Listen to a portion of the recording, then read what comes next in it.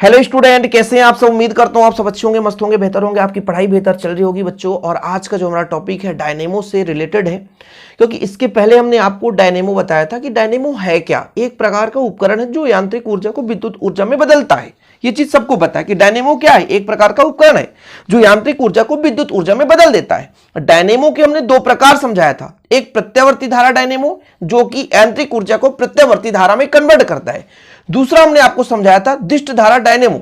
दिष्ट धारा डायनेमो क्या करता है कि ये जो है यांत्रिक ऊर्जा को दिष्ट धारा में परिवर्तित कर देता है। अच्छा, ये चीज तो आपने सीख लिया, लेकिन वास्तविक रूप से ये जो हम कहते हैं कि कुंडली और चुंबक के ध्रुवखंडों के बीच, यानी कुंडली और चुंबक के बीच जो आपेक्षिक गति के फलस्वरूप एक प्रेरित विद्युत वाहक बल उत्पन्न होता है या जो प्रेरित धारा उत्पन्न होती है, वो कहां से निकल कर आता है, तो उसकी व्याख्या आज हम यहां पर करने वाले हैं। तो वीडियो को लास्ट तक देखिएगा। यहां पर आज आप निकालेंगे कि किसी भी जनरेटर से या दिष्ट धारा डायनेमो या डायनेमो से हम जो धारा प्राप्त कर रहे होते हैं, जो विद्युत वाहक बल की वैल्यू निकाल रहे होते हैं, वो कैसे निकल कर आता है बच्चों, ये चीज आप सीखने वाले हो। तो ये कब समझ में आएगा, जब आप बेहतरीन हमें समय देंगे। और थोड़ा सा आपको समय देना पड़ेगा, क्योंकि भैया तभी समझ में आएगा जब आप कुछ सीखोगे, है ना। अरे भाई साहब, सीखना चाहो तब तो सीखोगे, सीखना ही नहीं चाहते। कुछ बच्चे कहते हैं आज क्लास तो बोरिंग है, कुछ करना ही नहीं है सर, हमसे तो सब कुछ बन रहा है। तो दिष्ट धारा डायनेमो चाहे प्रत्यवर्ती धारा डायनेमो, दोनों में से धारा प्राप्त होती है बच्चों। तो हम मुख्य रूप से प्रत्यवर्ती धारा के बारे में बात करेंगे कि किस प्रकार से जो प्रत्यवर्ती धारा का वैल्यू होता है I बराबर I0 साइन ओमेगा टी, या विद्युत वाहक बल का जो मान होता है E बराबर E0 साइन ओमेगा टी, दोनों चीज हम निकालेंगे। क्लियर है बच्चों? ठीक है, चलिए कुछ पृष्ठभूमि लेकर मैं चलता हूं, क्योंकि आपको समझाने के लिए आपको पूरा जीरो लेवल से समझाना जरूरी है। क्योंकि जो चीज मैं समझाने वाला हूं, हो सकता है आपको पता भी हो सकता, पता ना भी हो। ठीक है, क्योंकि बच्चे कुछ नए जुड़ते हैं, है ना, पहली बार टॉपिक को देख रहे होते हैं, तो उनके लिए तो थोड़ा सा दिक्कत होता है। हमने आपको पढ़ाया जब प्रत्यवर्ती धारा उत्पन्न करते हैं डायनेमो से, तो क्या होता है बच्चों कि हम चुंबक के ध्रुव खंडों के बीच एक आर्मेचर कुंडली को क्या करते हैं, बाह्य माध्यम से घुमाते हैं। जैसे हमारे पास एक आर्मेचर है ना। आर्मेचर का मतलब होता है एक नरम लोहे के क्रोड में तांबे के विद्युत तार को लपेटकर कुंडली बना दी जाती है, जो कि इस प्रकार से होता है। ये मेरा आर्मेचर बच्चों, है ना, ये आर्मेचर है। इसको हम घुमाएंगे दक्षिणावर्त। दक्षिणावर्त मतलब इसका ये वाला सिरा ऊपर आएगा और अंदर वाला सिरा, इस प्रकार से दक्षिणावर्त होता है। ठीक है, मैं दक्षिणावर्त घुमा के दिखा देता हूं। ये लो दक्षिणावर्त है, ठीक है, दक्षिणावर्त है बच्चों। ये वामावर्त की बात करेंगे तो इस प्रकार से वामावर्त होगा। हाँ, एक चीज और है, चाहे आप कुंडली को दक्षिणावर्त घुमाओ चाहे वामावर्त घुमाओ, किसी भी दिशा में घुमाओ, प्रेरित धारा उत्पन्न होगी, बस धारा की दिशा उल्टी हो जाएगी। जैसे यदि दक्षिणावर्त में घुमाएंगे तो ए से बी की ओर जा रहा है, इसको हम वामावर्त में घुमा देंगे तो धारा की दिशा बी से ए की ओर हो जाएगी। बस सिंपल है। तो हमने आपको क्या कहा बच्चों कि जैसे ही हम चुंबक लेकर चल रहे हैं और चुंबक के बीच कुंडली, आर्मेचर कुंडली है, इसके बीच आपेक्षिक गति होती है। मतलब हम क्या करते हैं कि इस आर्मेचर कुंडली को घुमाते हैं तो इसके चुंबकीय फ्लक्स में परिवर्तन होता है। चुंबकीय फ्लक्स में परिवर्तन होता है, तो चुंबकीय फ्लक्स का मान कितना होता है, ये पिछले चैप्टर में या इसे चैप्टर के प्रारंभ में मैंने आपको कराया था कि जो चुंबकीय फ्लक्स की जो वैल्यू होती है बच्चों, कुल मिलाकर के मुख्य रूप से कितने क्षेत्रफल से जा रहा है और फिर बच्चों उस पे चुंबकीय क्षेत्र कितना है। यदि ये कुछ कोण बना रहा है और इसमें फेरों की संख्या n है, तो n AB cos थीटा, ये फार्मूला होता है किसका, चुंबकीय फ्लक्स का। ये चुंबकीय फ्लक्स का कि भाई साहब जहां से चुंबकीय क्षेत्र रेखाएं गुजर रही हैं उसकी एकांक लंबाई की मैं बात कर रहा हूं, तो इतना एकांक लंबाई में इतना, लेकिन n फेरे तो n का मल्टीप्लाई हो सकता है, कुछ कोण विस्थापित हो जाए। जैसे बच्चों थोड़ा समझने की कोशिश करेंगे, मैं ये ऑलरेडी बनाया हूं। इसका कारण ये है कि जैसे मैंने ऐसा रख दिया और चुंबकीय क्षेत्र रेखाएं ऐसी हैं, ठीक है, तो बिल्कुल कुछ भी नहीं है बच्चों। ये कुछ यदि घूम नहीं रहा है तो ये दोनों के साथ 0 डिग्री कोण बना रहा है। लेकिन यहीं पे थोड़ा सा इसको मैं घुमा दूं, ऐसा घुमा दूं या ऐसा घुमा दूं, देखो जरा, तो कोण में कुछ तो परिवर्तन हो रहा है। कुछ भी घुमा दूं, यदि ऐसा कर दूं तो सीधा 90 डिग्री कोण बना रहा है। थोड़ा सा ऐसे कर दूं तो 90 से ज्यादा हो जाएगा। फिर ऐसे घुमा दूं 360 हो जाए, 180 हो जाएगा। फिर पुनः वापस आएगा, फिर 270, ऐसे कुछ करके कोण बदलता जाएगा। तो यदि कोण में परिवर्तन हो तो फिर ये जो फार्मूला लग रहा है NAB cos थीटा, चुंबकीय फ्लक्स का ऑलरेडी मैंने वीडियो बनाया इसी साल, जिसे आप देख लेना। उसे यदि देख लेंगे कि चुंबकीय फ्लक्स वास्तव में फाई का मान कैसे NAB cos थीटा आता है तो समझ में आ जाएगा, कोई दिक्कत तो नहीं। चलो ठीक है, अब हम बच्चों ये चुंबकीय फ्लक्स की बात कर ली हमने, हम धारा निकाल रहे हैं। एग्जाम में यहां से ऑब्जेक्टिव क्वेश्चन पूछा जा सकता है, लेकिन आपके लिए व्यंजक नहीं पूछा जाएगा। लेकिन मेरा दायित्व तो है कि आपको कैसे पढ़ना है उसके लिए मैं आपको निकाल कर सिखा दूं, ठीक है। जैसे थोड़ा सा मैं यहां पे एक मैग्नेटिक फील्ड बना रहा हूं बच्चों, थोड़ा सा ध्यान दीजिएगा। ये मेरे पास N ध्रुव है और यदि मैं कह दूं यहां पे बच्चों एक S ध्रुव है, तो मैग्नेटिक फील्ड ऐसा कुछ होगा, सही है। N से S की ओर विद्युत क्षेत्र रेखाएं चलती हैं, ठीक है, कोई दिक्कत तो नहीं। अब मैं मान के चलता हूं कि बिल्कुल इसी के समांतर एक मेरा ये रख दिया गया है, ठीक है, ये रख दिया गया, सीधा ऐसा रखा गया है, ठीक। तो फिर कोण कितना बन रहा है, 0 डिग्री बन रहा है। और यदि थोड़ा सा उसे घुमा दिया जाए, थोड़ा सा घुमा दिया जाए, जैसे मैं थोड़ा सा इसको टेढ़ा बना देता हूं, कुछ इस प्रकार से कुंडली बना दूंगा, तो कुछ ना कुछ कोण घुमा हुआ नजर आपको भी आएगा। कुछ इस प्रकार से कुंडली बना दिया, ठीक है। तो मान के चलता हूं थीटा कोण ये घूम गया अपने चुंबकीय क्षेत्र रेखाओं से। थीटा कोण पहले समांतर था, फिर कुछ ना कुछ थीटा कोण घूमा। तो हम इसको बार बार घुमाएंगे तो कहीं ना कहीं प्यारे बच्चों इसमें विस्थापन होगा, और जब कोणीय विस्थापन होता है तो वहां से जो हमारा एक वेग होता है उसे बोलते हैं कोणीय वेग, ठीक है। कहने का मतलब बच्चों, जब कोई यानी आर्मेचर बार बार अपनी स्थिति में घूमता है, बार बार घूमेगा, इसके घूमने का क्रम कुछ इस प्रकार से होगा।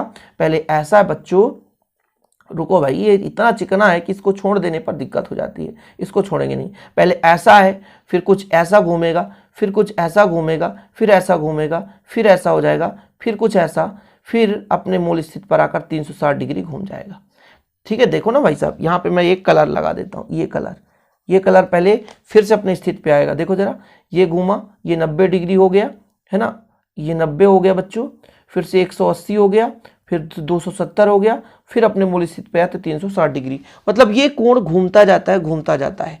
तो कहीं ना कहीं जब कोई अपनी एक निश्चित स्थिति पर ही बार बार वो घूम रहा है तो उसमें कोणीय वेग कितना होगा, तो कितना कोण विस्थापन हो रहा है समय के साथ, उसे बोलते हैं कोणीय वेग। समझ रहे हो? थोड़ा समझने की कोशिश करें कि मैं मान के चलता हूं कि टी समय में कुंडली थीटा कोण घूम जाती है। मैं यहां पर आपको थोड़ा विधिवत लिख कर दिखाता हूं, थोड़ा सा। माना स्मॉल टी समय में जो आपका कुंडली है, यदि नोट्स बनाना है तो बना लेना ना, प्रत्यावर्ती धारा डायनेमो और दिश धारा डायनेमो के तुरंत बाद आप इसको लिख सकते हैं। माना टी समय में कुंडली में है ना, कुंडली थीटा कोण घूम जाती है, थीटा कोण घूम जाती है बच्चों, घूम जाती है। तो आप लोग बताओ, तो कोणीय वेग आप लोग बताओ कितना हो जाएगा। कोणीय वेग को दर्शाते हैं ओमेगा से, जो कि कोणीय विस्थापन बटे समय अंतराल होता है, कोणीय विस्थापन बटे समय अंतराल। यहां से मैं यदि आपसे कह दूं ओमेगा बराबर, यदि थीटा बराबर, तो थीटा बराबर कहोगे टी का इधर मल्टीप्लाई कर दें, ओमेगा टी हो जाता है बच्चों, ठीक है, ओमेगा टी। ये मेरा थीटा का मान निकल गया। थीटा कितना भी डिग्री हो सकता है, 10 degree, 20 degree, 25 degree, 40 degree, 45 degree, ये उस पर डिपेंड है। क्योंकि भाई साहब ये घूमेगा, बार बार घुमाएंगे, पूरा 360 डिग्री घूमता है आर्मेचर। चुंबक के ध्रुव खंडों के मध्य जो आर्मेचर है पूरा 360 डिग्री घूमता है, ठीक है। अब कुछ ना कुछ मैंने कहा कि जैसे ये चुंबक है, इसके ध्रुव खंड है, और यहां पर मैंने एक कुंडली किसी बाह्य माध्यम से घुमाया है, तो कुंडली घूम रहा है बच्चों, तो इसके चुंबकीय फ्लक्स में परिवर्तन होगी।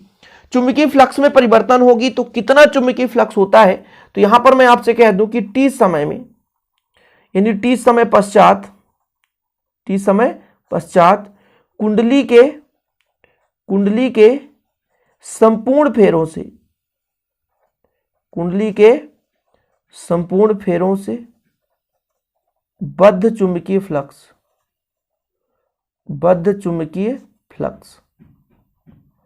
संपूर्ण फेरे से बद्ध चुंबकीय फ्लक्स। थोड़ा समझने की कोशिश करेंगे। संपूर्ण फेरे से यानी चुंबकीय फ्लक्स फाई होता है, संपूर्ण फेरे यानी n का मल्टीप्लाई कर देते हैं, इकाई भाग में कितना है टोटल मल्टीप्लाई कर दो। इकाई में यदि मैं कहूं तो NB हो गया, NAB हो गया, और यदि थीटा कोण के साथ वो घूम रहा है तो फिर ये कोण थीटा लगा देते हैं। यदि हम थीटा का मान रख दें तो NAB cos ओमेगा टी आ जाएगा बच्चों। यहां तक कोई दिक्कत तो नहीं है, समझ में आ रहा होगा आप लोगों को। ये फार्मूला मैंने पहले भी बता चुका है। अब आप फैराडे का द्वितीय नियम पढ़े हैं, प्रेरित विद्युत वाहक बल जो है, चुंबकीय फ्लक्स में परिवर्तन के समानुपाती होती है, मतलब चुंबकीय फ्लक्स में जितना परिवर्तन होगा उतना ही प्रेरित विद्युत वाहक बल उत्पन्न होगा। ठीक है, कोई दिक्कत तो नहीं है। तो विद्युत चुंबकीय प्रेरण के द्वितीय नियम से, यानी फैराडे के विद्युत चुंबकीय प्रेरण, जो बच्चा नोट्स बनाना चाहता है तो बिल्कुल बना सकता है। विद्युत चुंबकीय प्रेरण के द्वितीय नियम में क्या कहता है बच्चों? कहता है जो भी विद्युत वाहक बल है वो चुंबकीय फ्लक्स में परिवर्तन के समानुपाती है। यानी जो विद्युत वाहक बल उत्पन्न हो रहा है वो किस पर डिपेंड कर रहा है? चुंबकीय फ्लक्स में परिवर्तन पर डिपेंड कर रहा है। ये माइनस किस बात का प्रतीक है? जो प्रेरित धारा उत्पन्न होती है, जिसके कारण उत्पन्न होती है, वो उसी का विरोध करती है। ये चीज पहले भी बताया गया है कि भाई लेंज ने बताया कि प्रेरित धारा की दिशा इस प्रकार से होनी चाहिए कि जिसके कारण वो उत्पन्न हुई है उसी का वो विरोध करे। सिंपल है, जिसके कारण वो उत्पन्न हुई है उसी का वो विरोध करे। चलो, ये स्केच हमारा खराब है बच्चों, तो आगे चलते हैं। माइनस रख दो, d/dt रख दो, बस फाई का मान रख दो। फाई का मान कितना है? NAB cos थीटा या NAB cos ओमेगा टी। ये लो बच्चों, ठीक है। आगे हम बात करेंगे, ये माइनस है तो माइनस रहने दो, जो भी कांस्टेंट है NAB उसे बाहर रहने दो, d/dt और cos ओमेगा टी। माइनस है तो माइनस, NAB तो AB। कास का जो अवकलन होता है साइन होता है, तो साइन ओमेगा टी। लेकिन बच्चों टी के सापेक्ष अवकलन हो रहा है, लेकिन यहां पर ओमेगा जो कांस्टेंट है तो ओमेगा माइनस ओमेगा बाहर आ जाएगा। कारण हमें बताऊंगा, बिल्कुल चिंता ना करो। कास का जो अवकलन होता है माइनस साइन होता है, इसलिए माइनस लगा दिया मैंने। और ओमेगा जो है वो कांस्टेंट है, उसे बाहर लाया जाता है। ज्यादा यहां पर आप डीप में मत जाओ, यदि मैथ पढ़े हो तो आपको पता ही होगा, या 11th क्लास की फिजिक्स अच्छे से पढ़े हो तो भी पता होगा कि ये ओमेगा क्यों बाहर आ रहा है। आंशिक अवकलन कर रहे हैं बच्चों, आंशिक अवकलन d/dt, टी के सापेक्ष अवकलन हो रहा है, तो cos ओमेगा टी का sin ओमेगा टी। सिंपल है। और भाई साहब cos का माइनस होता तो माइनस लगा दिया, एक माइनस पहले से है और कांस्टेंट ओमेगा है, तो इसका फिर से जब ओमेगा टी का अवकलन होता तो टी का एक हो जाता और ओमेगा सामने आ जाता। बस सिंपल। यानी जो भी कांस्टेंट है कुल मिलाकर समझो cos ओमेगा टी का sin ओमेगा टी माइनस में, और जो कांस्टेंट इसके अंदर आएगा उसे उस सामने ले आओ। तब हमारा जो E का मान बच्चों कितना निकल कर आ जाएगा? Minus minus plus NAB omega sine omega T. Simple है। इसको हम बच्चों ऐसा भी लिख सकते हैं E0 साइन ओमेगा टी।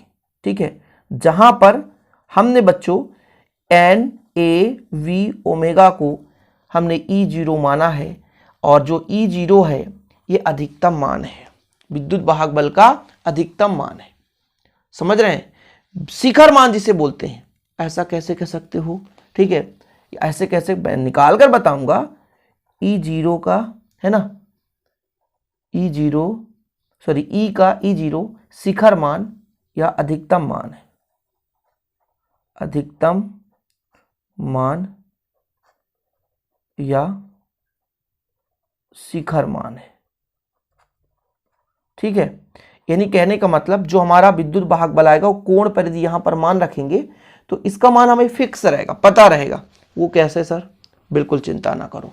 अभी आपको बस इतना पता होना चाहिए कि हमारे पास एक फॉर्मेट ऐसा मिल चुका है, अब थोड़ा सा समझना।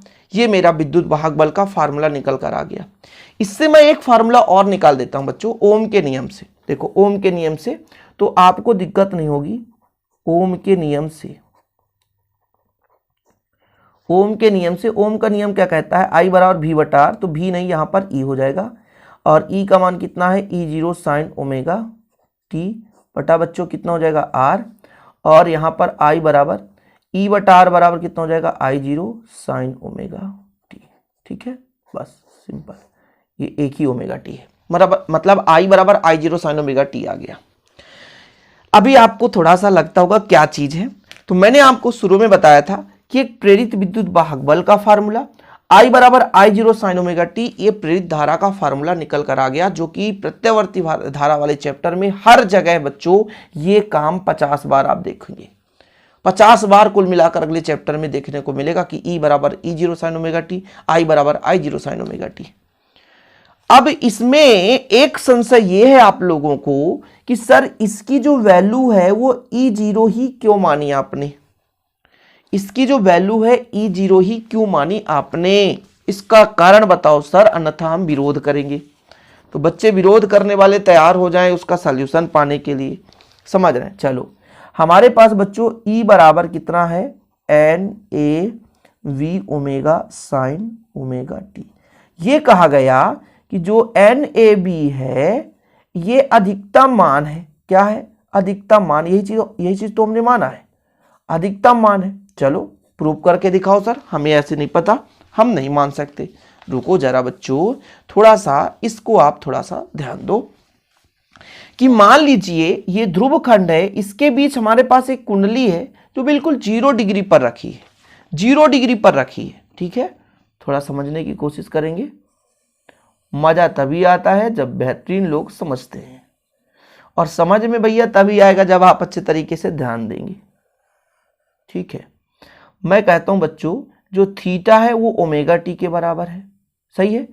थीटा बराबर 0 डिग्री रखते हैं, फिर 90 डिग्री रखते हैं, फिर 270 डिग्री 180 डिग्री रख देते हैं, है ना, फिर 270 डिग्री रखते हैं, फिर 360 डिग्री रखते हैं। देखते हैं क्या होता है, रखते हैं। चलो जब हम थीटा बराबर कितना रखते हैं 0 डिग्री, तो E बराबर NAB ओमेगा साइन 0, और साइन 0 का मान 0, कुल मिलाकर 0, यानी जो हमारा विद्युत वाहक बल यहां पे E का मान निकल कर आया वो 0 आ गया, 0 रखने पर 0 आ गया। कोई दिक्कत तो नहीं है, ठीक है बच्चों, ठीक है। चलो अब इसके बाद थीटा बराबर आप रखो 90 डिग्री। अब कैसे 90 डिग्री हो गया सर, हमको समझ में नहीं आया। अभी ऐसा रखा है, चुंबकीय क्षेत्र रेखाएं कुछ इस प्रकार से हैं, कैसे सर, यहां से ऐसे चुंबकीय क्षेत्र रेखाएं, तो 0 डिग्री है, समांतर है एक दूसरे के। अब ये क्या हो जाए, थोड़ा सा इसके लंबत हो जाए, 90 डिग्री हो जाए कुछ इस प्रकार से, ये 90 डिग्री, ठीक है, 90 डिग्री कुछ इस प्रकार से। तो जब 90 डिग्री हो जाएगा बच्चों तो कितना निकल कर आएगा, NAB ओमेगा साइन 90, साइन 90 का मान कितना होता है 1, तो कितना हो जाएगा NAB ओमेगा। देखो जरा ये अधिकतम दिख रहा है ना, यही है अधिकतम वैल्यू, क्या है अधिकतम वैल्यू, इसी के लिए हम इसको E0 मान लेते हैं। अब कहोगे सर आगे भी तो अधिकतम हो सकता है, अरे नहीं होगा बच्चों, यहां पर हम आपको बता देते हैं, थीटा बराबर 180 निकालो, तो यहां पर कितना आया, 1 आया है ना, तो साइन 90 के मान में E का मान आ रहा था E0 बराबर कितना आ रहा था, E0 के बराबर देख लो। फिर पहले बच्चों रखो E बराबर कितना हो जाएगा, NAB ओमेगा साइन 180, साइन 180 का मान माइनस होता है, तो माइनस NAB ओमेगा, यानी माइनस E0 के बराबर आ रहा है। तो यहाँ पर साइन 180 का मान कितना होगा भाई साहब, साइन 180 साइन 0 का मान 0, हो गड़बड़ कर दिया, साइन इसका मान 0 डिग्री, तो भाई गड़बड़ हो गया यार, थोड़ा सा गड़बड़ हो गया। क्या गड़बड़ हो गया सर, गलत क्यों पढ़ा रहे हो, रुको जरा, मैं कह रहा हूँ भाई E बराबर NAB ओमेगा साइन 180, और साइन 180 का मान 0, तो 0, कुल मिलाकर कुछ नहीं 0 आ जाएगा, 0 आ जाएगा बच्चों, 0 आ जाएगा, क्या आएगा 0 आएगा। लेकिन सर हम 270 की बात करें तो कितना होगा, थीटा बराबर 270 रख दें तब कितना होगा, तो ये हो जाएगा E बराबर कितना हो जाएगा, NAV ओमेगा साइन 270 डिग्री, इसका मान -1, तो माइनस NAV ओमेगा, हमने इसको E0 माना है तो -E0, तो ये -E0 आया। अब देखो फिर अगले में 0 आ जाएगा। अब देखो इन दोनों में देखो कौन अधिकतम वैल्यू है, यही ना है कि माइनस वाला अधिकतम होगा, तो ये अधिकतम है, इसलिए तो बच्चों इसको हम अधिकतम मानकर चलते हैं, इसलिए इसको हम अधिकतम मानकर चलते हैं। तो ये इसका कारण भी था बताने का। अब आप कहोगे सर इसका आप बताओ कि प्रत्यावर्ती धारा किस प्रकार से चलती है, तो बोला ये गया कि देखो जरा मैं आपको थोड़ा सा बता देना चाहता हूं कि कुछ इस प्रकार से ग्राफ खींचते हैं। ये हमारा मान लीजिए कोण है, कोण यहाँ पे 0 डिग्री है मान लीजिए, फिर ये हमारा π/2 है ना, फिर हमारा पाई है बच्चों, फिर हमारा कितना हो जाएगा 3π/2 हो जाएगा, है ना, फिर हमारा हो जाएगा 2π हो जाएगा, इस प्रकार से आगे भी आता जाएगा। तो हमने ये देखा कि ऊपर अधिकतम मान लीजिए E0 है ना, और नीचे जो मान है -E0। तो हमने देखा कि जब 0 डिग्री रखा तो 0 ही वैल्यू प्राप्त हुआ, लेकिन जैसे हमने 90 रखा तो इसके बराबर आया, सही है। फिर पाई पे रखा तो फिर 0 आ गया, फिर जैसे हमने 270 रखा तो इसके बराबर आया। तो कुछ इस प्रकार से ग्राफ बन रही है, इस प्रकार से। फिर 360 रखा तो फिर 0 आ गया, कुछ इस प्रकार से। इसलिए तो कहते हैं कुछ इस प्रकार से प्रत्यावर्ती धारा समय के साथ परिवर्तित होता रहता है, यानी प्लस माइनस होने का यही कारण है। यानी एक निश्चित रूप से आवर्ती रूप से बढ़ता नहीं है, बदलता रहता। परिणाम और दिशा दोनों समय के साथ निरंतर रूप से आवर्ती रूप से परिवर्तित होते रहते हैं। प्रत्यावर्ती धारा का ये समीकरण निकल कर आ गया, I बराबर I0 sin ओमेगा टी। ये चीज मैंने निकाल कर आपको प्रूव कर दिया बच्चों। और समय लगता है यार किसी चीज को समझाने के लिए। और मैं आपको एक चीज कहना चाहूंगा कि ये जो कोण है बच्चों, ये कैसे आपने फाइंड किया। तो हमने कहा कि किसी भी कुंडली को बाह्य माध्यम से घुमाते हैं तब उसमें प्रेरित धारा उत्पन्न होती है। और कुंडली का डायग्राम भी मैंने आपको समझा दिया। कहाँ गया कुंडली यार भाई, कुंडली भी घूम गई, कोई बात नहीं। कुंडली क्या है, घूमता रहता है। और फिर बच्चों वो कभी 0 डिग्री से 180 बना लेगा, 90 बनाएगा, 270 बनाएगा, फिर से 360 डिग्री पर आ जाता है। ठीक है, तो ये हमारा कुंडली मिल चुका है। कुछ इस प्रकार से कुंडली पहले 0 डिग्री है बच्चों, और दक्षिणावर्त में घुमाएंगे तो कुछ इस प्रकार से आते आते ये 90 डिग्री बनाएगा। फिर ये घूम करके बच्चों कितना हो जाएगा, फिर ये घूम करके 180 बन जाएगा। फिर ये घूमेगा तो आपका कितना हो जाएगा, 270 होगा। और फिर अपने मूल स्थिति पर आएगा तो फिर ये 360 डिग्री हो जाएगा। एक बार में घूमेगा 360 डिग्री घूम जाता है, कुछ इस प्रकार से, है ना। ऐसा घूमेगा, ये हमारा आर्मेचर है, ऐसा इसको हम घुमाते जाएंगे और ये 360 डिग्री घूमेगा। इस प्रकार से आपने देख भी लिया प्रूफ के साथ कि किस प्रकार से धारा का मान निकल कर आता है, विद्युत वाहक बल का मान निकल कर आता है। और बच्चों इसमें जो धारा की दिशा, प्रेरित धारा की दिशा है, फ्लेमिंग के दाएं हाथ के नियम से आप कर सकते हैं। ओके, और वीडियो पसंद आया तो प्लीज़ शेयर जरूर करिएगा। ऐसे वीडियो पाने के लिए चैनल को सब्सक्राइब कर लीजिए। मिलते हैं अगली वीडियो के साथ। जय हिंद, वंदे मातरम।